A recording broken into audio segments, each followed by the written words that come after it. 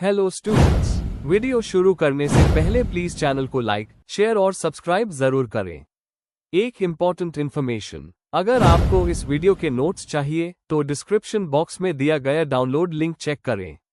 Thank you. चलिए शुरू करते हैं। इस वीडियो में हम पढ़ेंगे MEG4 एस्पेक्ट्स ऑफ इंग्लिश के प्रीवियस ईयर क्वेश्चन और most important questions with answers.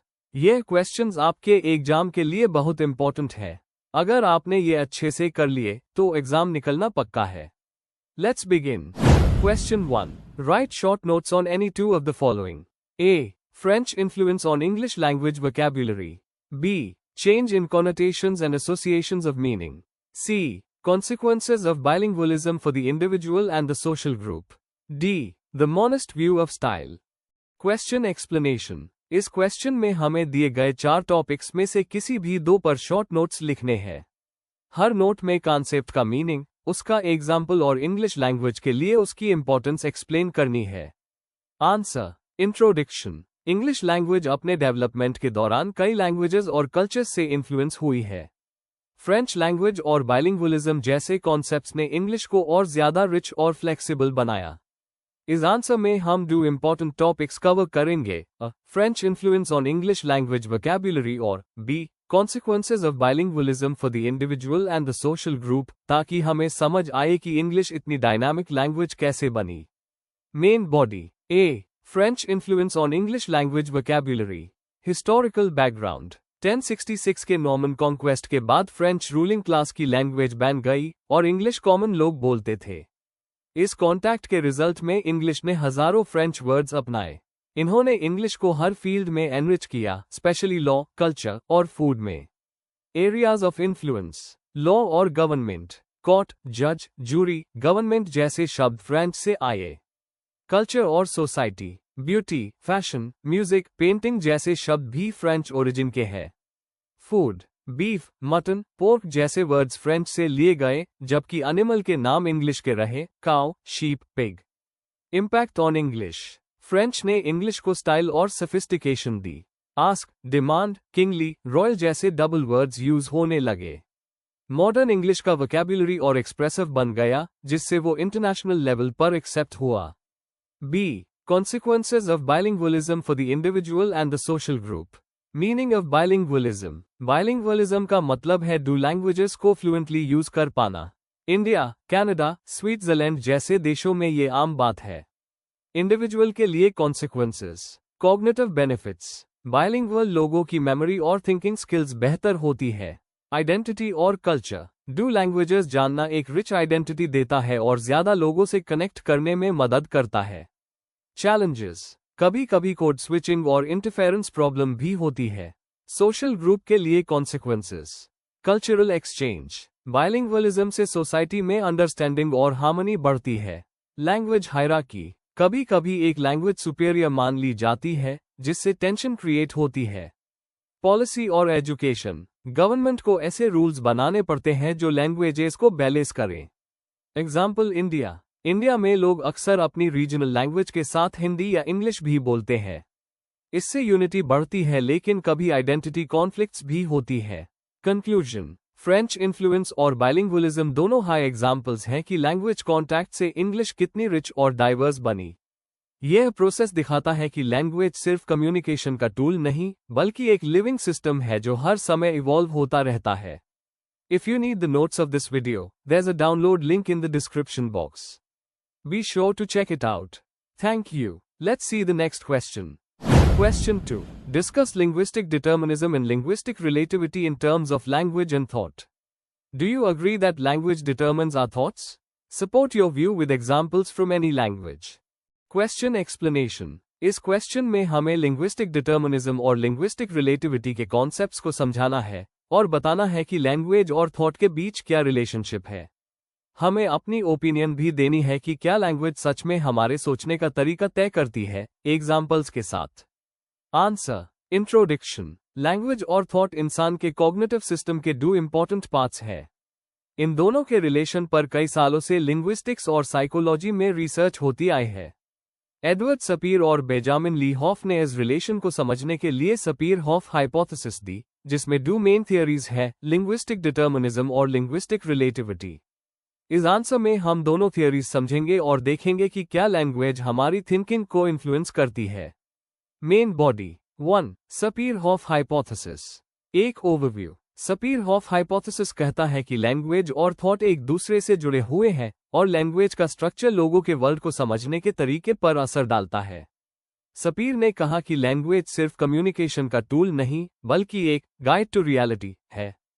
Half ने इस आइडिया को आगे बढ़ाया और दो वर्जन्स दिए, लिंग्विस्टिक डिटर्मिनिज्म स्ट्रॉन्ग वर्जन और linguistic relativity week version. 2. Linguistic determinism strong version. इस थियरी कहता है कि लैंग्वेज हमारी सोच को डिटर्मिन करती है, मतलब हम सिर्फ वही सोच सकते हैं जिसके लिए हमारे लैंग्वेज में वर्ड्स या कॉन्सेप्ट्स है। अगर किसी लैंग्वेज में कोई कॉन्सेप्ट नहीं है तो उसके स्पीकर्स उस कॉन्सेप्ट को प्रॉपर्ली समझ नहीं सकते। जैसे होपी लैंग्वेज में tense system past, present, future English की तरह नहीं है, तो हॉफ कहते हैं कि होपी स्पीकर्स टाइम को कंटिन्यूअस प्रोसेस के रूप में देखते हैं। लेकिन क्रिटिक्स कहते हैं कि ये आइडिया ज्यादा एक्सट्रीम है, क्योंकि ह्यूमंस अपनी लैंग्वेज के बाहर के कॉन्सेप्ट्स को भी समझ सकते हैं। 3. Linguistic relativity week version. ये थियरी कहती है कि लैंग्वेज हमारे थॉट को इन्फ्लुएंस करती है, लेकिन पूरी तरह कंट्रोल नहीं करती। मतलब हम जिस लैंग्वेज में बोलते हैं उससे हमारे परसेप्शन और मेमोरी का पैटर्न अफेक्ट होता है। जैसे रशियन लैंग्वेज में लाइट ब्लू और डार्क ब्लू के अलग वर्ड्स हैं, गोलुबॉय और सीनियर, इसलिए रशियन स्पीकर्स ब्लू के शेड्स को इंग्लिश स्पीकर्स से ज्यादा फास्ट पहचानते हैं। इसी तरह जेंडर्ड लैंग्वेजेस जैसे जर्मन या स्पेनिश में ऑब्जेक्ट्स के मैस्कुलिन या फेमिनिन होने से उनकी परसेप्शन अलग होती है। जैसे ब्रिज जर्मन में फेमिनिन है, टू लॉग यूज ब्यूटिफुल कहकर डिस्क्राइब करते हैं। 4. लैंग्वेज, कल्चर और कॉग्निटिव फ्लेक्सिबिलिटी। लैंग्वेज एक कल्चर का रिफ्लेक्शन होती है और कल्चर हमारे सोचने का तरीका बनाता है। लेकिन बाइलिंगुअल लोग दिखाते हैं कि सोच फ्लेक्सिबल है, वो अलग लैंग्वेजेस में सोच सकते हैं। मॉडर्न स्टडीज ये बताती हैं कि लैंग्वेज सोच पर इन्फ्लुएंस करती है, लेकिन ह्यूमंस अपनी लैंग्वेज के बाहर भी विजुअलाइज और रीजन कर सकते हैं। 5. क्रिटिकल एवैल्यूएशन और एग्जाम्पल्स। लिंग्विस्टिक डिटर्मिनिज्म को आज के रिसर्चर्स मोस्टली रिजेक्ट करते हैं, क्योंकि सोच सिर्फ लैंग्वेज पर डिपेंडेंट नहीं होती। लिंग्विस्टिक रिलेटिविटी को कई क्रॉस कल्चरल एक्सपेरिमेंट्स ने सपोर्ट किया है। जैसे Aboriginal Australian language Guugu Yimithirr में लोग directions north, south, east, west के टर्म्स में देते हैं, लेफ्ट राइट नहीं। इसलिए उनका स्पेशल सेंस बहुत स्ट्रॉन्ग होता है। ये दिखाता है कि लैंग्वेज कॉग्निटिव एबिलिटी को इन्फ्लुएंस करती है। कंक्लूजन, अंत में हम कह सकते हैं कि लैंग्वेज हमारे परसेप्शन और थिंकिंग पैटर्न्स को इन्फ्लुएंस करती है, लेकिन पूरी तरह कंट्रोल नहीं करती। लिंग्विस्टिक रिलेटिविटी एक बैलेंस्ड अप्रोच है जो दिखाता है कि लैंग्वेज और थॉट एक दूसरे के साथ इंटरैक्ट करते हैं। सोच और लैंग्वेज के बीच एक डायनामिक और फ्लेक्सिबल रिलेशन है। If you need the notes of this video, there's a download link in the description box. Be sure to check it out. Thank you. Let's see the next question. Question 3. Discuss the socio-political contexts that influenced the English language development during the Old and Middle English periods. Question explanation. इस question में हमें ये समझाना है कि old English 450 to 1100 AD और middle English 1100 to 1500 AD के दौरान कैसे हिस्टोरिकल, सोशल और पॉलिटिकल इवेंट्स ने इंग्लिश लैंग्वेज को बदला। हमें बताना है कि एंग्लो सैक्सन, विकिंग और नॉर्मन इन्वेजन्स ने लैंग्वेज के ग्रामर, वोकैब्युलरी और प्रोनंसिएशन पर क्या असर डाला। आंसर। इंट्रोडक्शन। इंग्लिश लैंग्वेज का इवोल्यूशन एक लॉन्ग प्रोसेस था जिसमें कई पॉलिटिकल और कल्चरल इवेंट्स ने मिलकर यूज शेप किया। ओल्ड और मिडिल इंग्लिश पीरियड में इंग्लैंड पर कई बार इन्वेजन्स हुए, जिससे लैंग्वेज में नए वर्ड्स, रूल्स और स्टाइल्स आए। एंग्लो सैक्सन, लैटिन, नॉर्स और फ्रेंच इन्फ्लुएंसेस ने मिलकर इंग्लिश को एक रिच और फ्लेक्सिबल लैंग्वेज बना दिया। ये सब लैंग्वेज और सोसाइटी के कनेक्शन को दिखाता है। Main body. 1. Old English period 450 to 1100 AD। Germanic roots और early influences. Anglo Saxon settlement. Anglo Saxons जब इंग्लैंड आए, उनकी जर्मैनिक डायलेक्ट्स ने ओल्ड इंग्लिश का बेस बनाया। एग्जाम्पल, हाउस, ब्रेड, वाटर जैसे वर्ड्स इसी से आए। लैटिन इन्फ्लुएंस, क्रिश्चियनिटी के जरिए। 597 AD में क्रिश्चियनिटी आने से लैटिन वर्ड्स रिलीजन और एजुकेशन के थ्रू इंग्लिश में आए। Example, altar, bishop, school, candle. Scandinavian, Norse, influence. Vikings के अटैक्स और सेटलमेंट से ओल्ड नॉर्स वर्ड्स इंग्लिश में घुस गए और ग्रामर भी थोड़ा सिंप्लीफाई हुआ। Example, sky, law, egg, husband, they. 2. Norman conquest और मिडिल इंग्लिश का जन्म 1100 to 1500 AD। फ्रेंच का डोमिनेंस। 1066 के नॉर्मन कॉन्क्वेस्ट ने इंग्लिश को सबसे ज्यादा बदला। फ्रेंच एलीट की लैंग्वेज बन गई और इंग्लिश कॉमन लोगों की। Example, court, justice, army, beauty. Two language system, diglossia. Elite लोग फ्रेंच बोलते द, कॉमन लोग इंग्लिश और चर्च लैटिन। इससे इंग्लिश वोकैब्युलरी और एक्सप्रेशन दोनों एनरिच हुए। फ्रेंच और इंग्लिश का मेल। धीरे धीरे दोनों लैंग्वेजेस मिक्स हो गई, ग्रामर सिंपल हुआ और वोकैब्युलरी बढ़ी। एग्जाम्पल, काउ, इंग्लिश, और बीफ, फ्रेंच, दोनों यूज होने लगे, एक जानवर के लिए और एक उसके मीट के लिए। 3. एक नेशनल आइडेंटिटी का उदय और इंग्लिश का रिवाइवल। फ्रेंच की गिरावट और इंग्लिश का उठान। 100 Years वॉर ने इंग्लिश प्राइड को बढ़ाया। 1362 के स्टैट्यूट ऑफ प्लीडिंग से कोर्ट्स में इंग्लिश यूज होने लगी। चौसर और लिटरेरी स्टैंडर्डाइजेशन। चौसर ने द कैंटरबरी टेल्स लिखकर लंदन डायलेक्ट को पॉपुलर बनाया, जिससे स्टैंडर्ड इंग्लिश की फाउंडेशन पैड गई। प्रिंटिंग प्रेस का इफेक्ट। 1476 में विलियम कैक्सटन ने प्रिंटिंग प्रेस लगाई, जिससे स्पेलिंग और ग्रामर में कंसिस्टेंसी आई। यह मॉडर्न इंग्लिश के लिए बेस बना। कंक्लूजन। ओल्ड और मिडिल इंग्लिश के दौरान इंग्लिश पर इन्वेजन्स, पॉलिटिक्स और कल्चरल चेंजेस का गहरा असर पड़ा। लैटिन, नॉर्स और फ्रेंच इन्फ्लुएंसेस ने मिलकर उसकी वोकैब्युलरी और ग्रामर को डेवलप किया। इन्हीं बदलावों ने इंग्लिश को एक पावरफुल और एक्सप्रेसिव लैंग्वेज बनाया। If you need the notes of this video, there's a download link in the description box. Be sure to check it out. Thank you. Question 4. What is the difference between words and morphemes? Are they at different levels of hierarchy? How can words be understood phonologically, orthographically, grammatically and lexically? Question explanation. यह question हमें words और morphemes के बीच difference बताने को कहता है।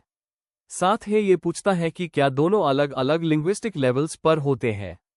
इसके बाद हमें एक्सप्लेन करना है कि वर्ड्स को फोनोलॉजिकल साउंड के हिसाब से, ऑर्थोग्राफिक लिखने के तरीके से, ग्रामेटिकल ग्रामर के रूप से और लेक्सिकल मीनिंग के रूप से कैसे समझा जा सकता है।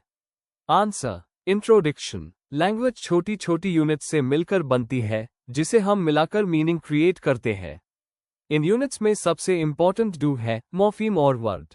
मॉर्फीम वो सबसे छोटी यूनिट है जिसमें मीनिंग होता है, जबकि वर्ड एक या अधिक मॉर्फीम्स मिलकर बनता है और इंडिपेंडेंटली मीनिंग देता है। इनका डिफरेंस और अलग अलग लिंग्विस्टिक पर्सपेक्टिव से स्टडी करना लैंग्वेज समझने के लिए जरूरी है। Main body. ए, वर्ड्स और मॉर्फीम्स का डिफरेंस। मॉर्फीम। मॉर्फीम वो सबसे छोटी मीनिंगफुल यूनिट होती है जिसे और डिवाइड करने पर मीनिंग खो जाता है। एग्जाम्पल, अनहैप्पी में उन का मतलब नॉट और हैप्पी का मतलब खुश होता है। वर्ड। वर्ड एक बड़ा लिंग्विस्टिक यूनिट है जो अकेला मीनिंग कन्वे कर सकता है। एग्जाम्पल, अनहैप्पी एक वर्ड है जो दो मॉर्फीम्स से बना है। Main difference. मॉर्फीम्स हमेशा अकेला एग्जिस्ट नहीं करते, लेकिन वर्ड्स कर सकते हैं। हर वर्ड में कम से कम एक मॉर्फीम होता है। वर्ड्स ग्रामर के यूनिट्स है, मॉर्फीम्स मीनिंग के यूनिट्स। बी, हायरार्की लेवल का रिलेशनशिप। लैंग्वेज को हम एक स्ट्रक्चर के रूप में समझ सकते हैं। Sounds, morphemes, words, phrases, sentences. Morpheme word का एक पार्ट होता है, इसलिए वो लोअर लेवल पर होता है। एग्जाम्पल, रीओपन्ड मीन्स री प्लस ओपन प्लस एड। हर मॉर्फीम अपना अलग रोल प्ले करता है मीनिंग और ग्रामर डिसाइड करने में। सी, फोनोलॉजिकल, ऑर्थोग्राफिक, ग्रामेटिकल और lexical aspects of words. Phonological aspect, sound system. Her word अलग अलग साउंड्स, फोनीम्स से बनता है। एग्जाम्पल, कैट में 3 फोनीम्स है, के, ए, टी। स्ट्रेस और इंटोनेशन भी मीनिंग बदलते हैं। ऑर्थोग्राफिक एस्पेक्ट, लिखने का सिस्टम। ऑर्थोग्राफी लिखने के तरीके को बताता है। इंग्लिश में एक हाई साउंड के अलग स्पेलिंग्स हो सकते हैं। एग्जाम्पल, नाइट और नाइट दोनों सेम साउंड करते हैं, पर लिखने में फर्क है। ग्रामेटिकल एस्पेक्ट, स्ट्रक्चर और फंक्शन। ग्रामर में वर्ड्स को कैटेगरीज में डिवाइड किया जाता है, noun, verb, adjective, etc। Example, run verb भी है, आई रन फास्ट, और नाउन भी, he went for a run. Ed, s, ing जैसे inflectional morphemes tense, number, etc दिखाते हैं। लेक्सिकल एस्पेक्ट, मीनिंग और वोकैब्युलरी। लेक्सिकल एस्पेक्ट वर्ड्स के meaning और उनके रिलेशनशिप से जुदा होता है। एग्जाम्पल, बिग और लार्ज सिनोनिम्स है, हॉट और कोल्ड एंटोनिम्स। इससे हमें कल्चरल और कंटेक्सचुअल मीनिंग समझने में मदद मिलती है। डी, इन एस्पेक्ट्स का रिलेशनशिप। फोनोलॉजिकल और ऑर्थोग्राफिक एस्पेक्ट साउंड और राइटिंग को एक्सप्लेन करते हैं, जबकि ग्रामेटिकल और लेक्सिकल एस्पेक्ट स्ट्रक्चर और मीनिंग को। जब हम इन सब को कंबाइन करते हैं तो हमें लैंग्वेज का एक कंप्लीट पिक्चर मिलता है। कंक्लूजन, आखिर में हम कह सकते हैं कि मॉर्फीम्स सबसे छोटी मीनिंगफुल यूनिट होती है, जबकि वर्ड्स बड़े और इंडिपेंडेंट लिंग्विस्टिक यूनिट्स होते हैं। मॉर्फीम्स लोअर लेवल पर और वर्ड्स हायर लेवल पर होते हैं। वर्ड्स को sound, phonology, spelling, orthography, grammar और मीनिंग, लेक्सिकन के एंगल से समझा जा सकता है। ये सब एस्पेक्ट्स मिलकर लैंग्वेज को एक रिच और कॉम्प्लेक्स सिस्टम बनाते हैं। Before we end, please like, share and subscribe the channel for more such study materials and one important information, अगर आपको नोट्स चाहिए तो डिस्क्रिप्शन बॉक्स में डाउनलोड लिंक दिया हुआ है, जरूर चेक करें। Thank you.